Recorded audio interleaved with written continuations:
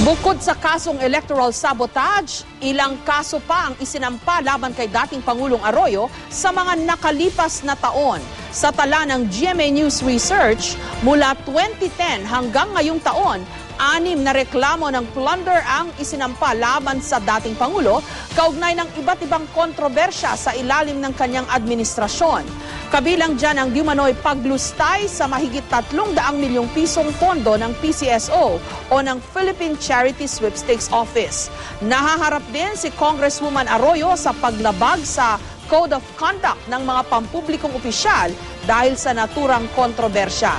Reklamong graft and corruption naman ang kinakaharap niya kaugnay ng kontrobersyal na NBN-ZTE deal noong 2007. Sinampahan rin siya ng reklamong malversation of public funds dahil sa di manoy iligal na paggamit ng pondo ng OWA o ng Overseas Workers Welfare Administration at ng fertilizer funds.